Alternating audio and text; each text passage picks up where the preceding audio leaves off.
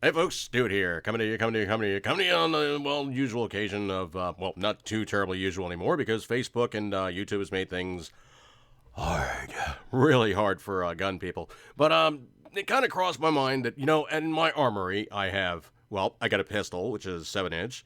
I have multiple carbines, which are 16-inch. I have multiple A2s, which are 20-inch.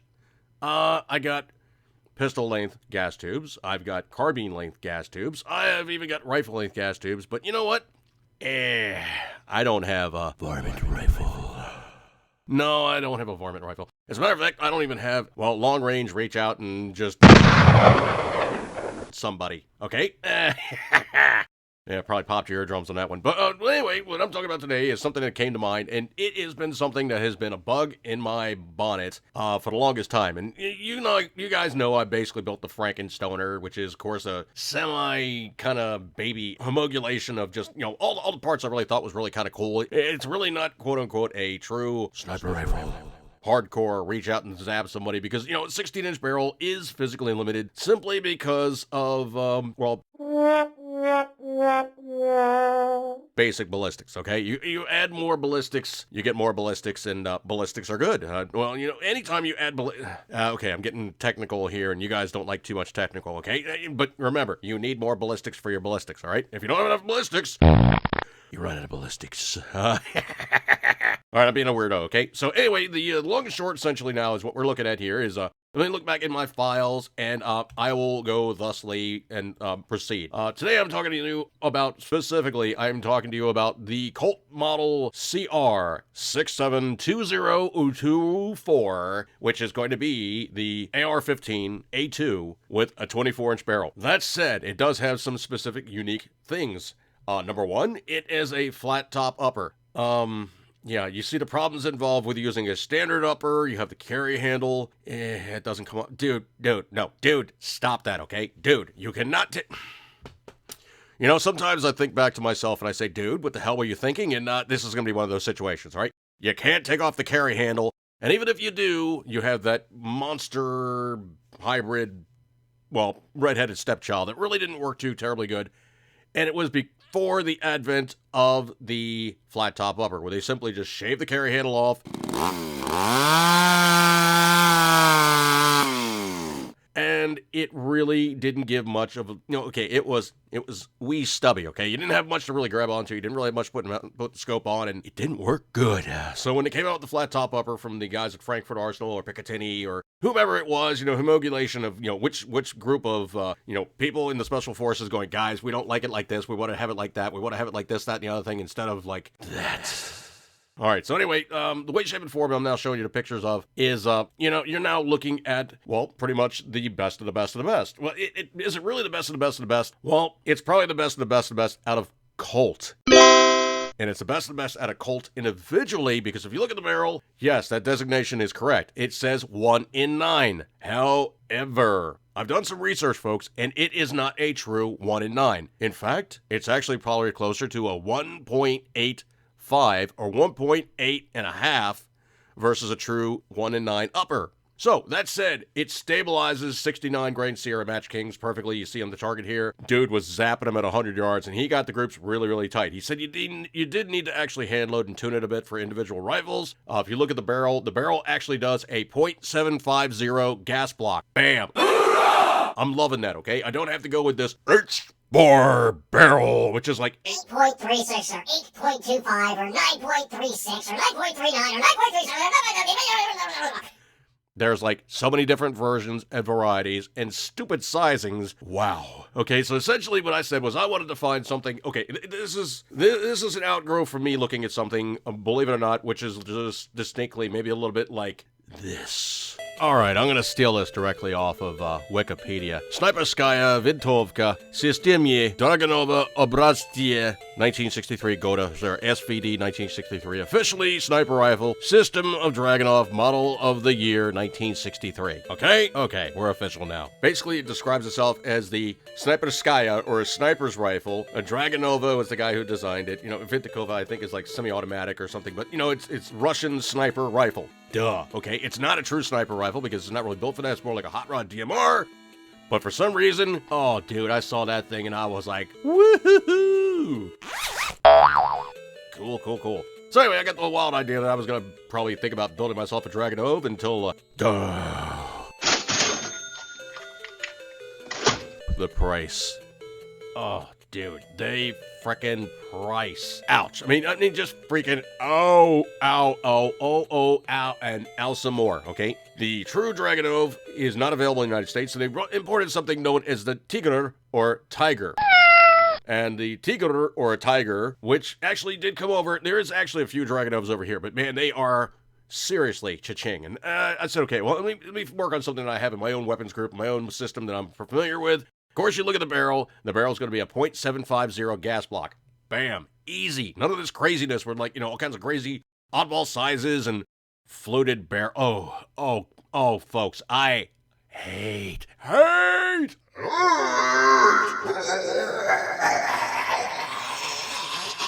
I hate fluted barrels, especially spiral fluted barrels.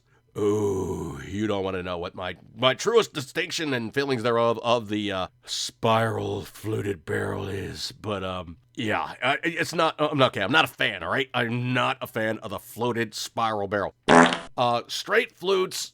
It kind of looks too much like a piece of tooling after a while. And, I know Bushmaster made them for years and years and years. They're around. It doesn't do anything for me. I know it lightens the barrel a little bit. Supposedly gives it some additional...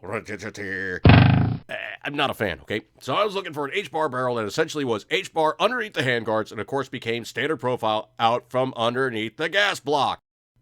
Conversely, folks, I know this thing needs a gas block, so I grabbed a hold of the very, very lightest Yankee Hill set screw slip-on.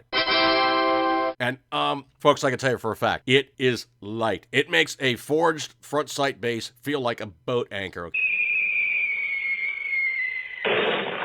Okay, this thing is nothing. Okay, I know you guys are going to be going, well, gee, dude, that thing's gonna slip right off with the set screws. Nope. That's why I grabbed over here, Mr. GG&G AK-47 configuration barrel clamp for a bipod. That's right. It's just going to get intertwined with each other, or it just might get snugged up in front, or it's going to be wrapped around it or something, or it might even not even get used, okay? But I did get it, and I got it cheap, so if I use it on this project, great. If not, I'll use it on something else. No biggie. No big cry. No McWow. All right, so anyway, looking at this thing, you can see the pictures of it. Without a scope, it basically just looks like somebody took an AR-15 and went and stretched. The forend is actually still available, okay? That tube, aluminum, one-piece aluminum forearm is still available completely, and I do mean completely free-floating, as in no contact at all. Oh, dude, there is like about at least a quarter inch, at least, at all points, parcels, and bits therein around the gas tube at the very, very slightest. You can take this barrel and you can just torque it all over the place, and you're not going to have any contact with any component part thereof of the forearm tube, okay? Looking at the barrel, it also does have a 11-degree target crown. I was kind of kicking around the idea of getting this thing threaded up 1/2 by 28 for a flash suppressor. I cannot bring myself to ruin that beautiful little target crown. Just look at that. Isn't that just like a thing of beauty? Yeah. I can't rape that thing, okay? As much as I want to screw on some form of flash suppressing device,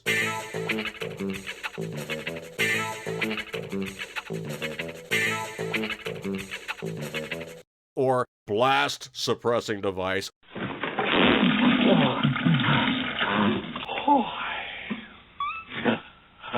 or, I'm a purist, man. I like screwing things on the end of barrels because it protects the barrels and protects the lands, protects the crown and all that stuff.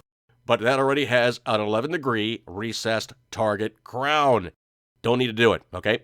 Don't need to do it whatsoever. It's good. It doesn't need any, Look at this nasty ass further raping, okay? It's also the other thing, too, it's also a stainless barrel, so it's going to do everything that it needs to do, and it's going to do it very, very nicely. Of course, so obviously comparing, flat top to carry handle, you can't use that, okay? Looking, of course, at the barrel, it is a big honking barrel. I mean, dude, I had to take this thing and I had to go way back from my camera to even get the full thing in field of view. How long is the upper? Well, if you think about it, it's a 24-inch upper, and also it has like about another 8 inches of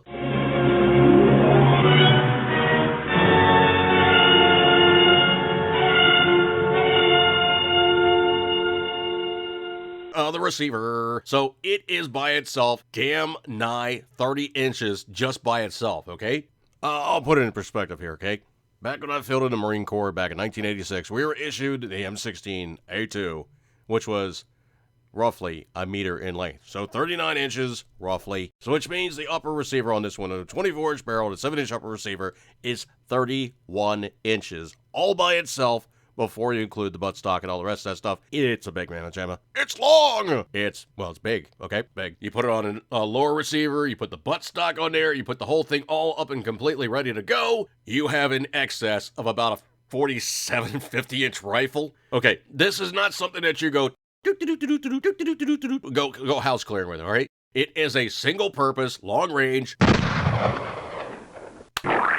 Bye-bye varmints. Yeah, it's a happy, slappy, kick their assy kind of a goodie, ready to do the job. That's it. Okay, so basically, you see, I've installed the forearm, I've installed the gas block, the gas tube. Oh, folks, let me tell you what. Installing the gas tube is a pain in the censored for appropriate audiences. Dude, if you look at this thing from my end to the camera end, okay? 18 holes. Oh, dude, I shined a flashlight down from muzzle end and I was like, nope, that's not it. Put some hair on the fakaka-duty thing. Is this your first time? Wrong hole, GI, wrong hole.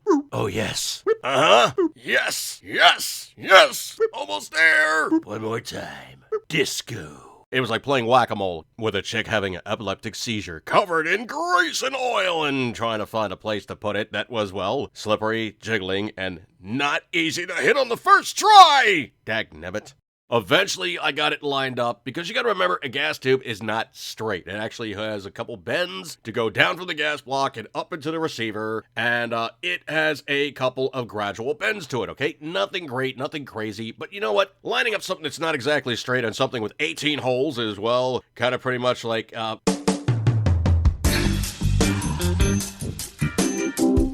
no.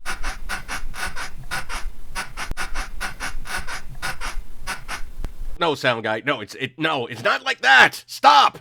Jeez, man, he made it sound like I was just involved in like a groupsicle or something. No, okay, so it's 18 holes, all right? So it's a little bit more annoying than anybody should ever have to deal with. But I eventually did get it lined up, got the gas block stuck in there, popped it all together, and I'm basically just test fitting here, okay?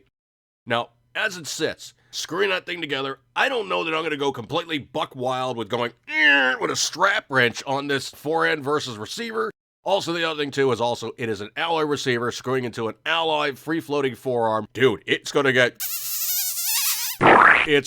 greased. Oh, dude, I don't know if I'm going to go with that ridiculous high dollar stuff they always say is like, the best grease to install and building your AR-15, you need to have this specialty grease. No, dude. Grease, it's grease, okay? As a matter of fact, you probably could paint, like, anti-seize on there, and you would probably get very similar effect, okay? So, literally, I'm gonna be, like, greasing it to no small degree. Now, if you look at the next picture over here, I am more than suitably annoyed because the factory version did have 2 holes drilled in the end of the forend with a couple of the Harris-style little screw-in boogers, the little sling swivels that are specially made for Harris bipods, okay? It is not on this one. So now I gotta get the little Harris bipod boogers, I gotta screw them in, I gotta put it all together, I gotta make it all work, I gotta drill the holes appropriately, and I gotta look at the pictures probably and have to eyeball it to go, say right about here. No, maybe right about here. No, the spacing of the holes is gonna be, and of course, you gotta be 90 degrees square to putting the thing together, not bollocksing it up, and doing it correctly with the proper orientation. Oh, F my life. We also have all the parts and components needed to be done, and of course, it is going to be appropriately correct and all the good orientation of stuff they're in, so we put it all together, and we do have a ersatz CR 67-24, which is a 24-inch barrel. And the thing about it is you do this thing right with the proper ammunition, it is a factory upper that will approach half minute of angle. That's good stuff. And I've seen people do write-ups about these things, and I truly have always really, really wanted one. Now, the thing about it was I saw the barrels pop up on Gunbroker. There's still some there. If you want to talk to the guy, he will sell you one. Let's just say I've spent less on some 22 rifles than what I spent on just the barrel alone. Oh, man. Now, down the road, am I actually going to use a true Colt upper? Yeah, I probably will. I'll bite the bullet and I'll buy an actual Colt flat top. I just don't want to put an M4 on there with the T markings, right? That's not correct. I'm not going to do that. So literally what I did was I went out and I found myself the cheapest Anderson flat top upper, which was not quite so complete because it was missing the forward assist and it was missing the dust cover. But oh looky, I have some parts here. So I can build one, okay? Not rocket science, I can do all that stuff. I do need to find a charging handle that's correct for it. And of course, I am going to put a riser on there. I see a lot of people, when they build these things, they clip some kind of riser on there to give good scope clearance and what have you. Oh dude, I am such a whore for arms ink. Trust me, I got plenty of risers to bolt onto this thing, and I can pick the proper size riser to make me have a rise. Cold blue steel. Guaranteed to work better than the blue pill. Try it. You'll see. Feet per second may vary. Contact their healthcare professional for primer popping or premature ejection. Either of these can be a serious situation for you and your firearm. Blue steel. Try it. It works. So the thing about it is now I can actually curtail my need for something else that's, let's just say charitably not mainstream, okay? Now, they actually did sell these uppers through Colt Manufacturing. Click on the link now. Colt Manufacturing goes nowhere. The uppers were available. They were like $750. I have not spent $750 to build this upper yet with all the parts inclusive. Even if I was to find an actual Colt correct flat top upper that was not T-marked with the M4 stuff and the M4 feed ramp, which is not correct for this upper. This upper did not have M4 feed ramps, okay? It came out before all that stuff, and it just didn't have it, okay? So, now we're looking at pretty much a very close to being proper, done the way I like it. CR 6724 or 20 24-inch Colt upper. Now, this thing actually does need to be taken out. It needs to be shot. I need to find some distance. Need to play with it. I need to find a range that's got a little bit more longer range than the inside range I've been using just for playing with stuff. I need to play with the outside range. Am I going to do that during the summertime and cook my butt off? Probably not, because I'm going to wait for a cooler part of the year in which to play with this thing. But I will get it together and, of course, play with it appropriately. I'll go through my stash of stuff, find the appropriate scope, and, of course, then post up pictures once it's all done and completed. Thank you guys so much for hanging out and checking out my goofy video here of pretty much just zero content of me showing stuff off and talking stupidly. Thank you guys so much for all your kind attention. I'm going to break up this one. Eat good, keep tender, as always, you know you love it. Long guns are bigger guns, which are probably more fun. Good times. See you guys. I'm going to break up this one. Catch you guys later. See you guys. Peace.